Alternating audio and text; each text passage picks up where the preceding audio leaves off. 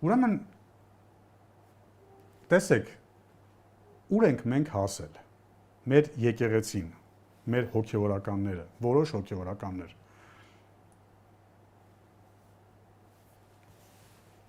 Հոգևորականը մարդ, ով ծառայում է Աստծուն, ասում է մի երկու հոգու պատի տակ գյուլում ես, նախ մեկ իր բառապաշարը,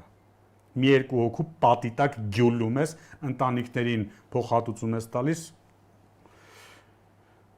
երկրորդ այդ բանը,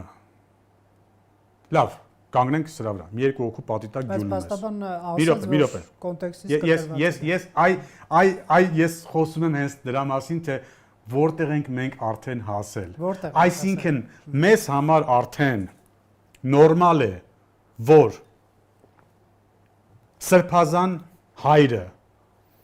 կարող է խոսել այդպես, որ մի երկու հոգու պատի տակ գյուլում ես։ Ինձ համար նորմալ չի որպես քրիստոնյա։ Բայց նորմալ է, որ նա ասում է դա, եկեք հասկանանք ինչ կոնտեքստում է ասել։ Մեղադրանքի համատեքստում։ Կապ չունի ինչ համատեքստում։ Եկեք հասկանանք, ես խոսում եմ ընդհանրապես քրիստոնեության համատեքստում։ Քրիստոնեության։ Ես դրա համատեքստում եմ նայում։ Համար նստեցրել եք, ինքը այլ համատեքստում է ասել, որ ես մի կողմ եմ դնում, դրա համար չեմ մտնում իրավական դաշտ։ Ես մտնում եմ քրիստոնեական դաշտ, բարոյական դաշտ։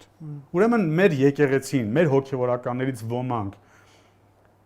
այնքան են արդեն արժեզրկել քրիստոնեական արժեքները, որ խոսում են երկու հոգու պատի տակ ջուլելու մասին,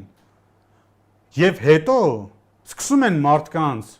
պարզաբանել, թե ինչ են նկատի ունեցել։ Ընդհանրապես Հայր Սուրբ, դուք պետքա